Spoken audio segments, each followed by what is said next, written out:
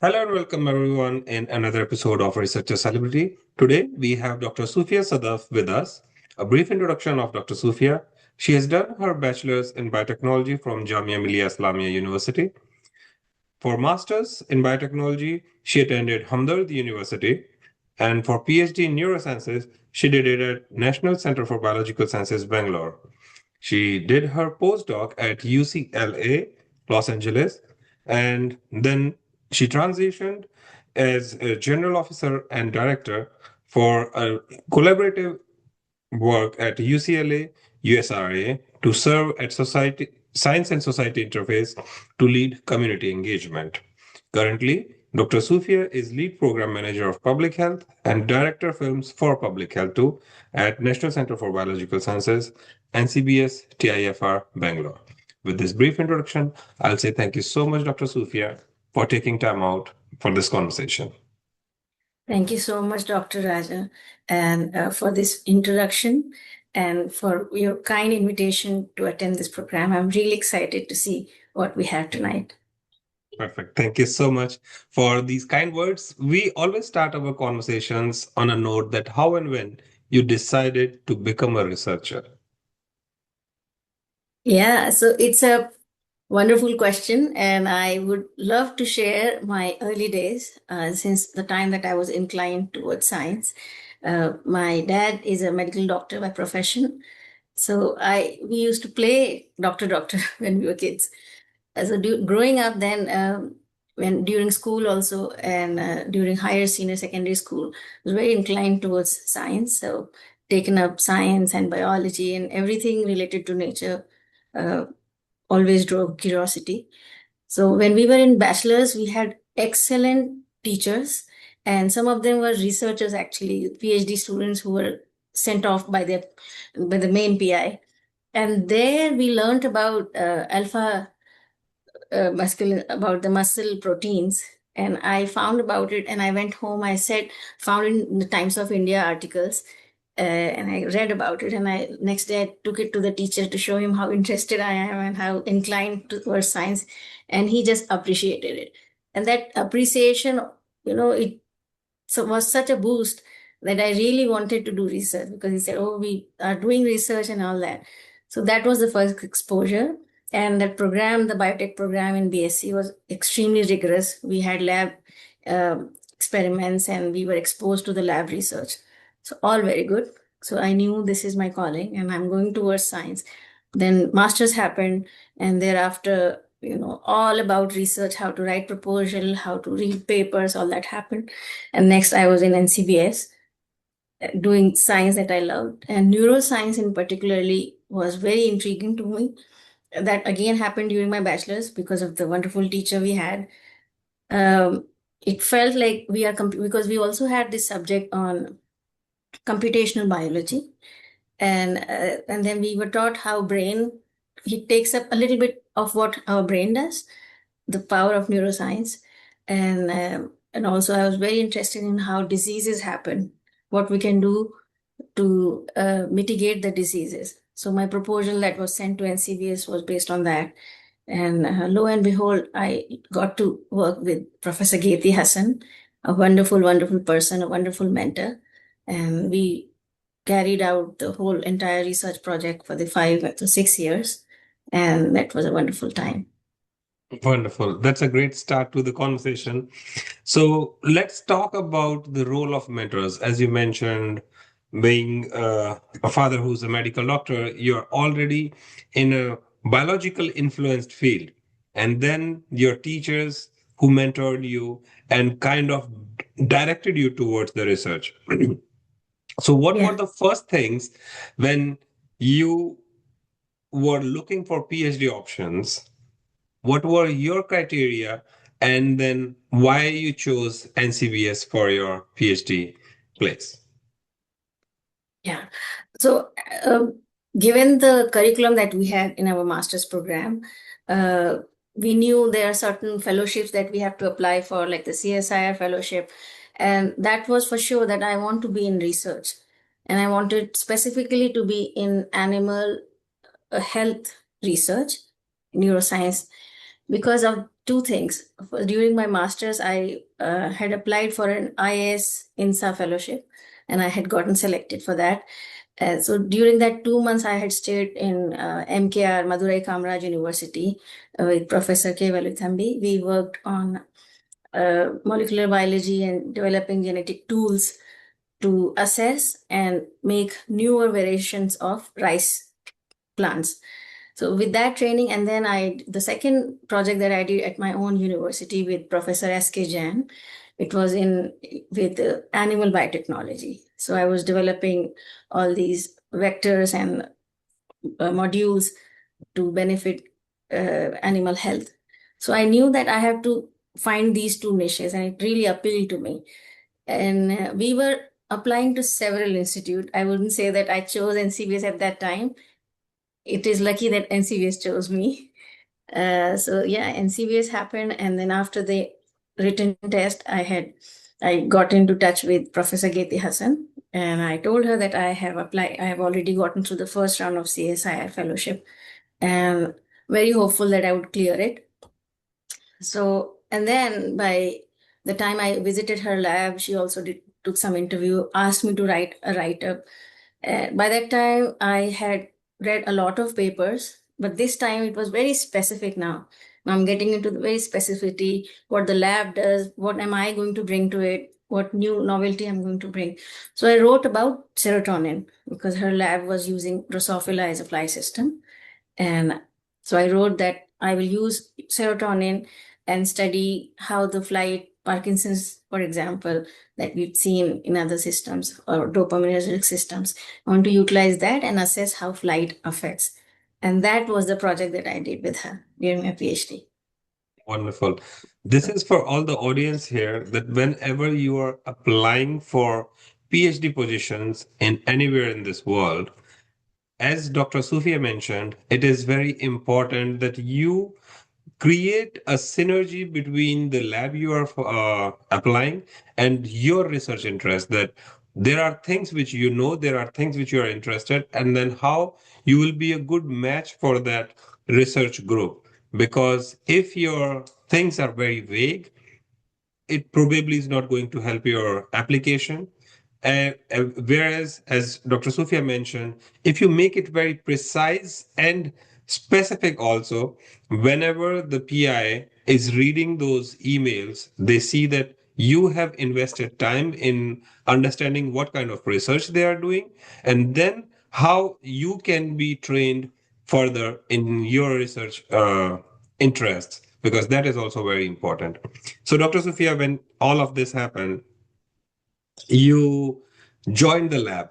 Now, let's talk about the journey. How did that go? Because whenever you join a premier elite institute like NCBS, the expectations are always high. And then let's say that how the journey started. So I'll be very honest tonight, because it is for all the people who can relate to us, people who have seen the ups and the downs and in between. So that's why let's be very open and honest in this conversation. Started off amazing. So I got into the lab. I was happy that I get to do the project that I had written. I had proposed. It was like the biggest achievement for me. Thinking that the project that I wrote as a master's student is actually going to be taken up on the lab bench. And then the first few days, my PI, Professor Geti Hassan herself, took it to herself that she would guide me. She would look for me, where am I, making sure that I'm all right, making sure that I'm mixing up with the people. She would introduce them and also ask them to meet me. So these were the things just to make me feel comfortable in the environment. Yeah, and other logistic things, taking care of where I'm staying, what am I eating. So once all that was set, and I started working, learning how to identify flies, Drosophila. That was my very first time to even experience them. She herself taught me how to distinguish between a male and a female. So those minor things I'm sharing, because how important it is and how lucky you feel that the PI themselves have taken out, especially when she was at such a senior level during that time. And slowly then also she passed me away to the students, the senior students, and they taught me the experiments in great detail. They would not get agitated, which is all very important to have live in a very conducive environment. So that way, I feel that I was very blessed to have this kind of environment.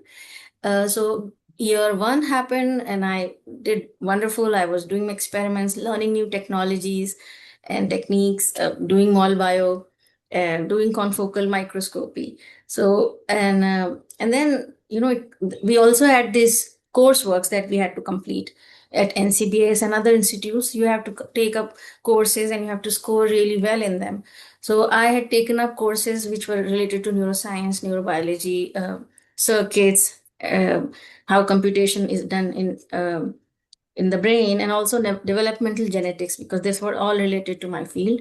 And again, it was absolutely wonderful with the teachers, how they taught us. In some of the exams, we were even allowed to carry the books, with us, just so that to make sure that we got the concept. So all this was happening wonderfully well. And then came our comprehensive exam, which is like the first padao in our journey, I mean, how we have done so far. So during that time, there was nervousness, as all students go through. And the design of the comprehensive exam was, they had questions and we had to present related to what project we did. And by that time, I had gotten a lot of data, but that was the time that I had to now take my data, separate it as a laundry list, not use it as a catalog, but as a story. So that was the first experience, trying to prune it down and put it into a cohesive story. It was not perfect, but it was for the first, learning step. And then at that time, we also had something called a theoretical project, we would not do. So we were asked to go and hunt for projects, look for PIs in this field, be it in the same city or in another place. So that was to make us understand, not to be narrowly influenced by what we are doing, but to also be aware of what other research is going, totally unrelated to our subject. So I chose human interactions and how gender affects, with Professor Anindya Sinha at ISC. And they all came to my comprehensive exam. I was very nervous, I would say that, and I was asked to write a report, like a journal of neuroscience, and that happened, and I passed the comprehensive exam. With time, some experiments would not work. Second year came, the pressure came in, but the pressure, I would not succumb in the pressure because of the conducive environment I was in. So it never happened that I'm going to scratch my head and come back very sad why my experiment did not work. It affected me, but I knew that I have another day, I have another shot. And as long as we were doing that, the PI was very supportive. What she would not encourage is to just sulk and sit back and not do the job. That also happened with me, because you were experiencing all these emotions for the first time. So I got mentored in that field also. So yeah, So this is how that's it moved. that sounds like a perfect start to PhD. That at start everything looks like it is wonderful, and then the pressure kicks in. Then it feels like I don't think I belong here. That's I think the Exactly. story of all the PhD scholars. So Yes. speaking of the importance, and now at global platforms, people are talking of the mental health well-being of PhD scholars specifically, and then obviously postdocs and faculties. So, Yeah. based on your experience and whatever you have experienced, you have seen with your peers, what you can suggest to our audience who are in their PhD or postdoctoral training and feeling that amount of stress, that heat, and that Yeah. imposter syndrome feeling, how they should navigate those? Yeah. The first time these feelings come in, you feel not just an imposter. It's the first time that you're experiencing it. You feel shocked. You feel a panic. And then if you're not speaking or sharing it with anyone, it's going to eat you up from inside. And not just will it eat you from inside, will also start affecting your productivity and everything that you do in life. And then eventually it will make you feel like a failure. Though you may not be a failure at all, you'll have wonderful papers, you'll have a wonderful array of experiments that you're doing, your intellect would speak for itself. But yes, the mental health is affected. So when you are transitioning, say for example, from a first year to second year where your project is defined, and then second year and third year when there are challenges that come in, because challenges are bound to come in. I mean, that's the nature of experiment that we do. It is an uncertain domain that you're stepping in. And that uncertainty is where you're going to find those diamonds hidden. And those diamonds may not always be diamonds. They'll just be pellets, but you'll have to accept it. The first thing that you have to understand is you are giving your best, that you are being honest with yourself and you are giving your best. And the moment you start feeling that there's something wrong, that you're feeling not up to the mark, you're not feeling yourself, or somehow your peers are doing better than you, or you feel it's so elite, the institute is so elite, I don't belong here. So those are the times that you have to understand it's not you. You are not at flaw. You are not at fault. And neither is the institute. It's just the navigation that happens, the gap that's there, that cannot be fulfilled by you alone, neither by the institute alone. You have to speak up for that. Yeah. And that speaking up doesn't have to come in like an activist or a protest. So finding niches, finding these help groups is very important. You may speak up, you may even confide in a colleague that you know, you may confide in a friend, you may confide in a mentor, in your own mentor, or if you are not that comfortable, you may confide in another mentor, maybe who has taught you a course, because there is someone that you would feel comfortable with. And wonderful thing about these institutes now is like also the awareness about mental health has come up, that now we have these help groups in all the institutes. Yeah. So we have to go and take advantage of that, because it's for us. So we speak up. First thing is you speak up, you be heard, and then the professional help will be there. They'll make you understand that what you're going through, many people go through, and you're not alone in that.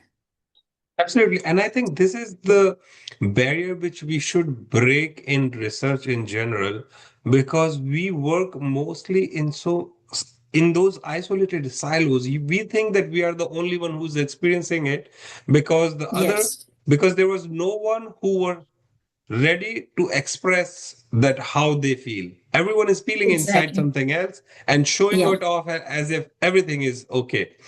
And yeah, there is the thing that it is okay not to be okay, and we have to accept it. The more we yeah, accept it, the more we can be transparent with our feelings and express it to the environment.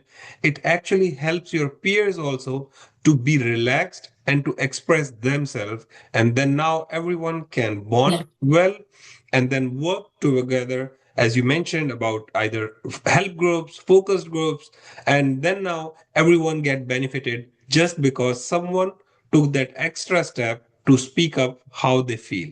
Wonderful about the yeah, mental health for researchers. And this, I believe, is true for researchers at any stage in their life, at any career step where they are, because things get yeah, never change. As you mentioned, challenges are bound to happen. They will for sure come in one way or the other way.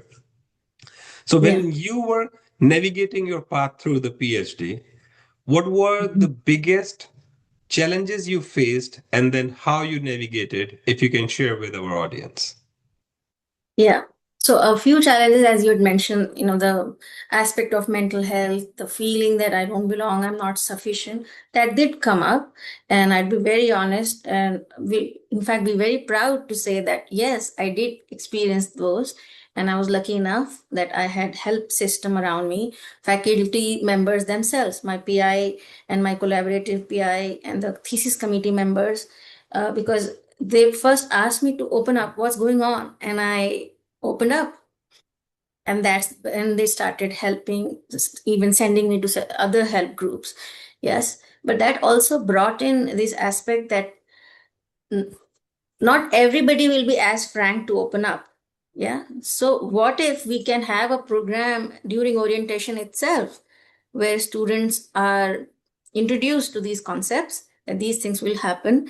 These are the offices, these are the people that you should go and approach. That was one thing, really excellent. Um, and then third year happened, fourth year happened. I was going through, one more thing I would like to share here is vitamin D, which we all know is, these days you get, what do you say, diagnosed Supplements. with, because earlier diagnosis was not possible. So when I was Mhm. going through very, very ill-defined symptoms and everything was working well, my experiments were working wonderfully, but yet there was something that was ruling me down. Yeah. And because as an artist also, I was not taking interest in making art, and my PI detected it because I Mhm. was very expressive, and she would keep an eye on all the things that I was doing about the poetry, the artistry, and the way I was expressing my science. So then I started getting into this diagnosis and everything, and I found out that vitamin D was extremely low. Now, given that our diaspora, that we are from South Asian subcontinent, and the way that our skin color is, how much pigment we have, and how much indoors we stay during research, we don't go out much in the sun. Yeah. Then I found out many of the students and faculties that I knew started opening up. Oh, I also was diagnosed with vitamin D deficiency. And it was so tightly tied with mental health. So it wreaks havoc on your mental health. And all you are scratching your head all this while that, oh, why did I not know about it? So these psychological thing, one thing, and then physiological things that you have to Yes. understand. Get yourself tested, not frantically, but very practically. These are the things that one must be tested. For females, also get your calcium tested, vitamin B12, very important. So, yeah, when I was going through those challenges, I was being treated and research was happening.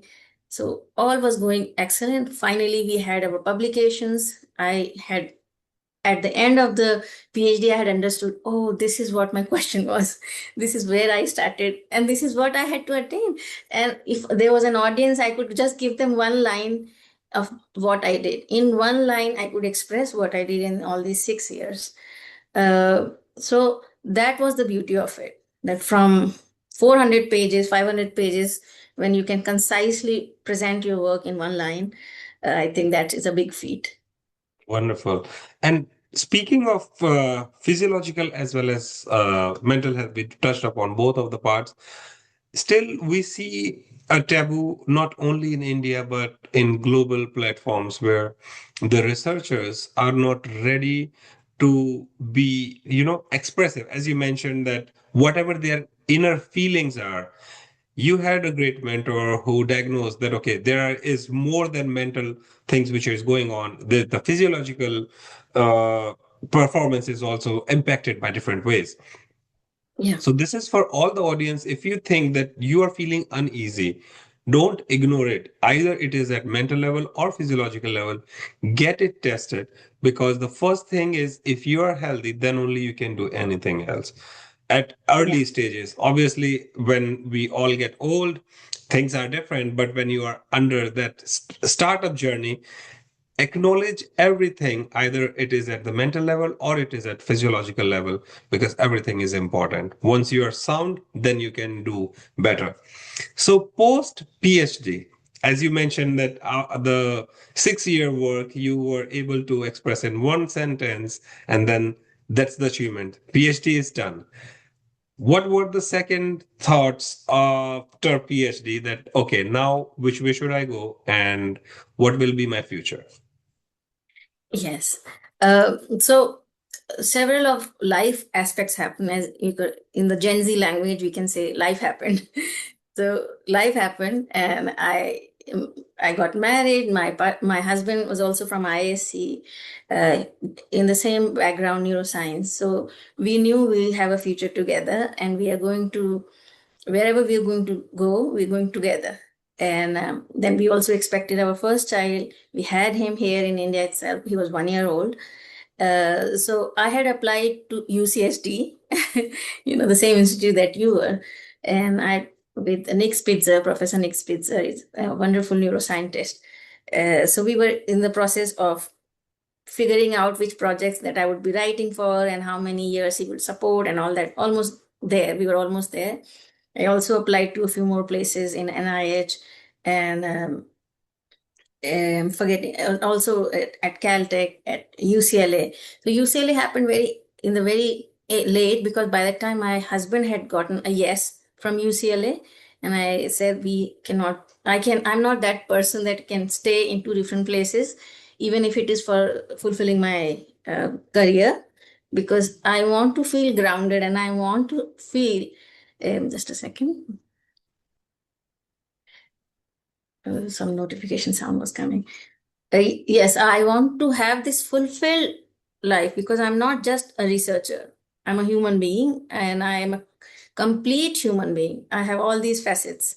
I'm a mother, I'm a wife, and I'm a feeling, and uh, what do you say, a person who's going through many, many phases. And I had also lost my mom, sadly, in the end of my PhD.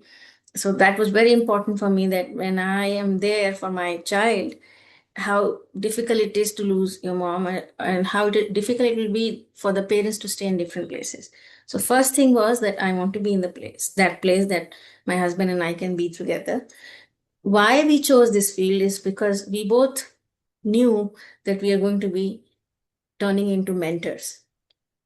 My husband was very, very clear that he is going to come back as a professor. We are both coming back to India. That was for sure.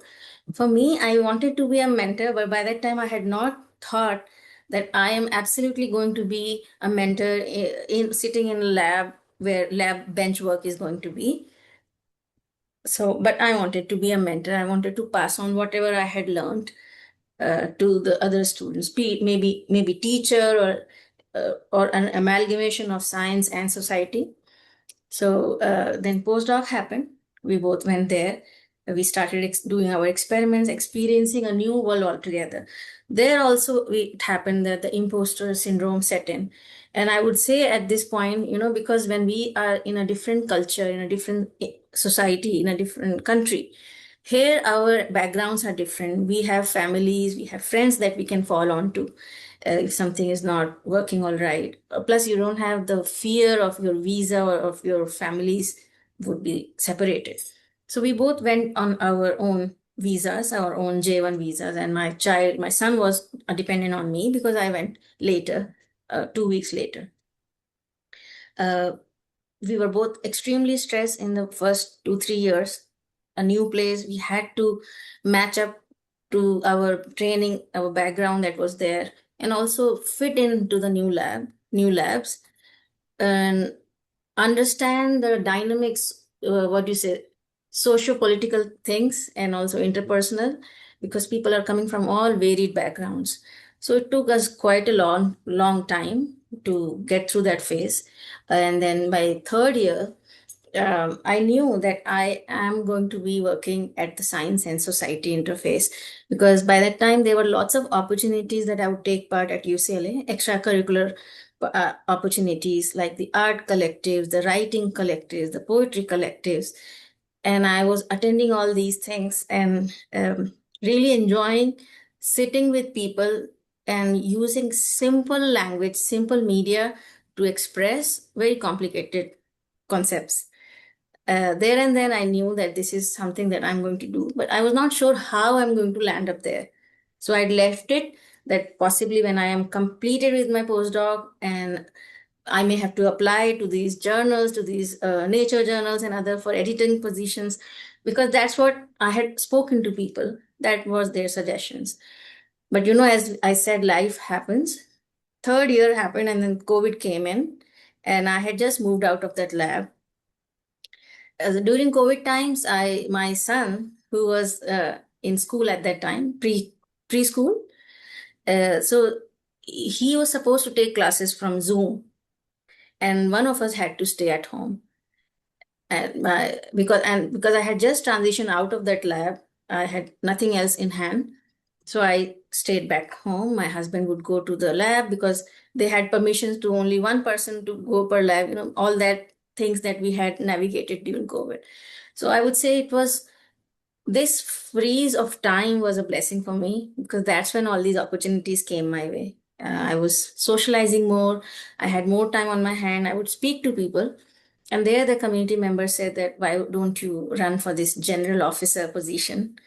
We would love to have you here. And I had always been this person to take opportunities to speak to people. So I took it and I served that position for the next 2, 3 years. And then later on, I was the elect president for that position. So things then took a different turn altogether. And I knew that when I go back to India, my husband would be faculty member, his dream, yes, and my dream would be that I'm going to be in this field where science and society can interface, and where I can directly benefit and speak in a dynamic way with the social society members. So I'm in this field, so I'm very grateful and humble that I got to do that. Wonderful. Not many researchers can say that they are living their dream job uh, because of n number of reasons and personality, what we all have. But we are happy that you found your niche, you developed to certain point that now you can just do what your expertise is, and then the society get benefited with your societal the scientific training, because we all want to give back to society that whatever we have learned. And being mentor doesn't mean that you have to be a faculty member. You can be in any role and mentor the students as you are doing perfectly. So let's talk about the role of different, as you mentioned, initial the fellowship which you did at MKU, then these roles coming up like general officer, then becoming president. All these different opportunities when they come or you seek for them, how the researcher should think of extracurricular activities and those opportunities which are outside their lab waiting for them, or probably are better suited according to their personalities, which probably will Yeah. help them in navigating those stressful time. Yeah. A great point that you brought, Dr. Raja, here, that we are not just a researcher, as you and I also, just before the interview started, we were conversing how very wonderfully that we are not just one entity. We're not an X coordinate. We're not just a Y coordinate. We are an entirety, a wholesome person. So many aspects are there. We are a feeling human being. We can express, we can be sad, we can be angry, we can be happy. Yeah. And we can do magic with our hands, we can do experiments that may fail, that may work. So, and then taking into all that consideration, if we just focus on us doing wonderful experiments, being an intelligent entity, it's just one dimensional. What's going on with the other dimension? And if there is not if all the other dimensions are not at peace and at sync, we will not never feel complete. So it is important that we first identify from the very beginning, since the time that you were a kid, what is it that you love. If someone asks you what is it that you love, and you have no answer but to say, I love solving mathematical problems. No, I mean, that is what we study, but there must be something that you love. Maybe you love drawing, maybe you love playing, maybe you love just throwing the handball or cricket. Maybe you just love hanging out with people, speaking to them. So those are the things that define your personality. If I was always a very quiet, a very shy person, and I'm astonished as to how I'm able to speak this to this day, and I'm meeting with so many people. So, but yeah, I had that caliber, but I was shy. So I needed that push to come out of that cocoon. So I would do artistry, I would do painting, I would do writing, poetry. And my school principals and teachers also gave me lots of opportunities. They would put my name on a competition in a railway museum in Children's Garden, New Delhi, India. And then they would ask my parents, please send her. So those were the little things that they help identify. So you always need an older person also to identify, to push you that you have that asset. So that's why I'm saying, when we as a person grow up, it is our responsibility now to look for those things in a younger generation and give them those opportunities, those eyes that they can identify who they are. So once you have those extracurricular activities and hobbies, you never let go of those. That's extremely important, because we think, aha, now we can't be this immature person who's doing artistry and writing. No, it is what makes you complete. So when you have entered research and you say, I'm going to be an Einstein, I'm going to do this, I'm going to be this very serious scientist. Yeah, you can be scientist, a very serious one in the conference room. Otherwise people won't take you seriously. But then you also be this fun this fun and enthusiastic person that you are, and don't let go of your hobby, be it tennis, sports. So one sport you take up, something that you can work out, dance. So because we have human bodies, right? And human bodies need movement. We sit the entire day on computers, we don't move. So do something that gives your body movement, walking, running, sports. So those who are inclined towards sports, wonderful. Those who are not into that much sports, walk, take walks, do cycle, other things. And if you're an artist, do art, continue doing art, and continue expressing in poetry. Oh, my experiment failed today, I'm sitting here and this. But once you're writing it on a journal, it really helps, because that's how even psychologists tell us that you just make a journal.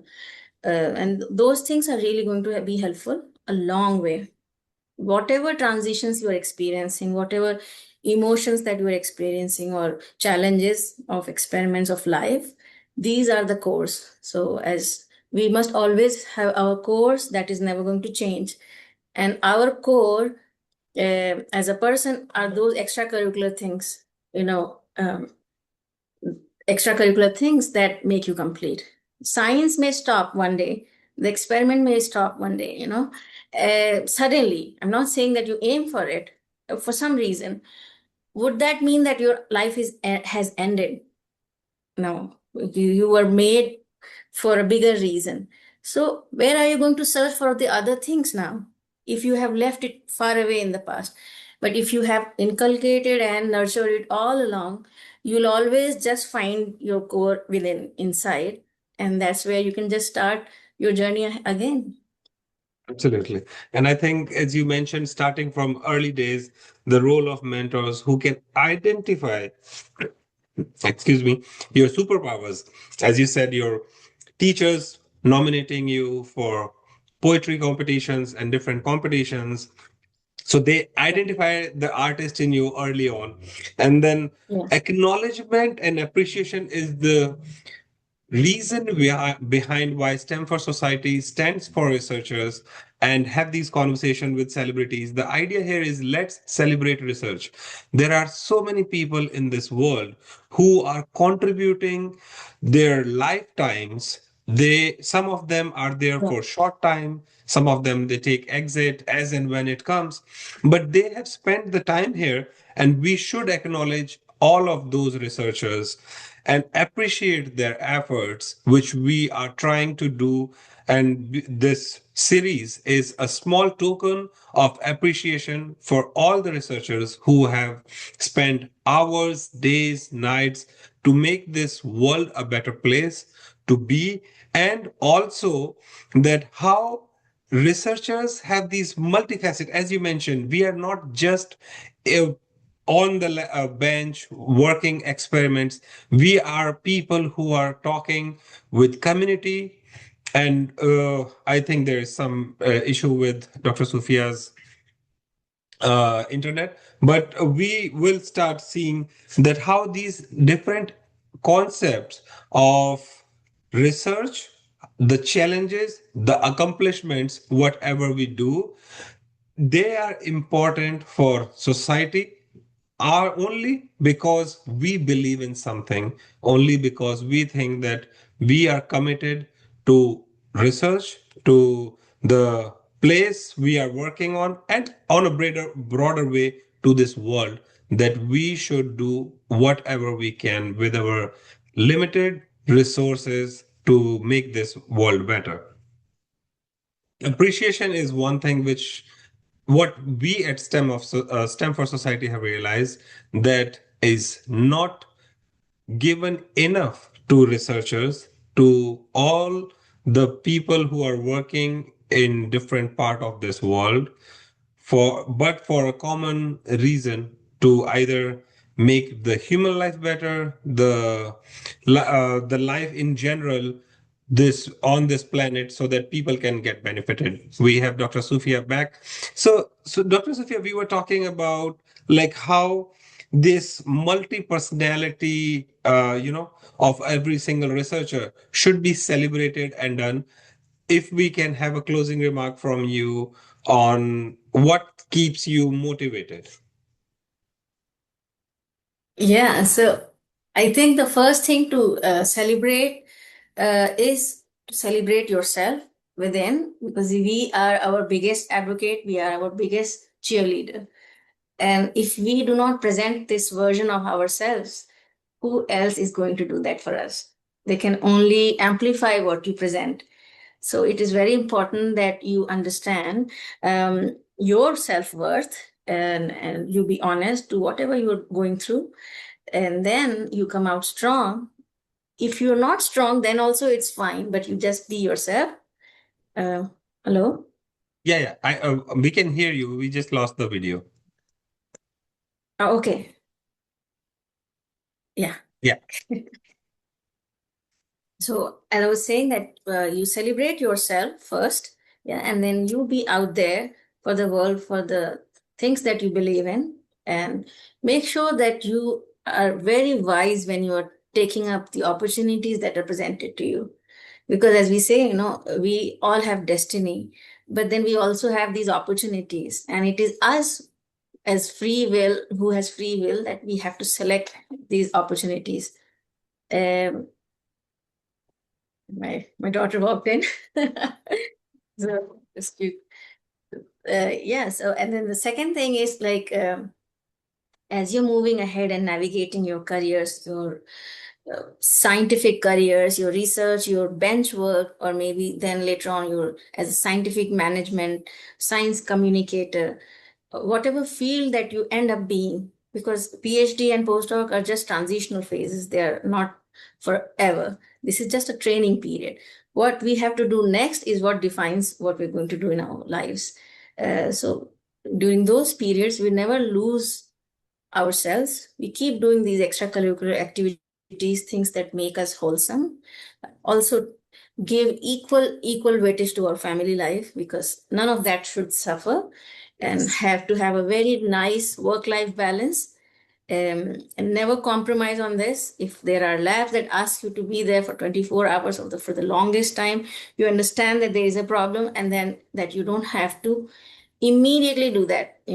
So there's no one forcing you to do that. That if you choose to do that, that means it is you who has chosen it.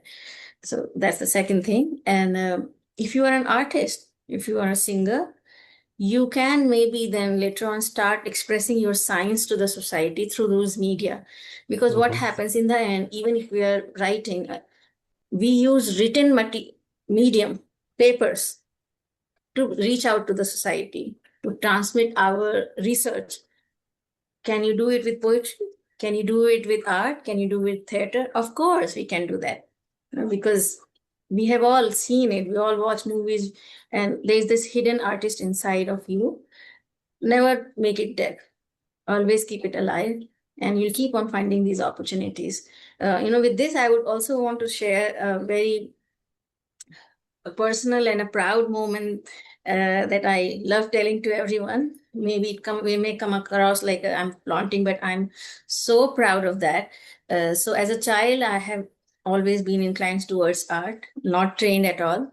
So I kept doing art throughout, even when I was in college, in school, writing or making art, actually doing physical artistry with oil paint and everything. So when during COVID time, when I was telling you, when I was a freeze and I had moved out of this lab, an opportunity came knocking my way, where Hollywood music composer Jonathan Beard is a very, very accomplished music orchestrator and composer. He wanted to do this project and identify again. He wanted to be this entity who would give shape to these artists. So he wanted to work with that, and he had composed absolutely lovely, wonderful music. It was a 5 suite music, and he loved my art pieces that I shared with him. And I got to do a project with him, which came out wonderfully. It's a 9-minute film based on his electroacoustic music. And that not only brought me closer to the field of music as well, because now I was able to understand that music also speaks to you. Um then it brought me more opportunities that I was introduced to the film director, and we made another film based on the neuropsychological theme. It's called Cesare, the Child of Night. So yeah, I'm very proud of those opportunities, and I am still in touch with them. Um, Being in the land of opportunity, as we say in Los Angeles, it's called land of opportunity. Yes, many opportunities came my way. Wonderful. Thank you so much, Dr. Safia. And we can tell all the audience that if you want to write to Dr. Safia, you can write. If you want STEM for Society to put you in touch with our researcher celebrities, we are there to help you. But just one thing, as Dr. Safia mentioned, do whatever makes you happy. And if that happen to be research, we are there to work with you with our researcher celebrities. Thank you so much, Dr. Sophia, for taking time out for this conversation and telling everyone that you are more than just a researcher. So try to live it wholesome. Yeah, thank you so much, Dr. Raja. It was wonderful being here and lovely talking to you, and also seeing how much you have understood the entire arena of students and what everyone goes through. So, thank you for bringing up those topics so we could have this heart to heart conversation. Thank you for the kind words. And to all the audience, we can say stay tuned for another episode of Researchers Celebrity.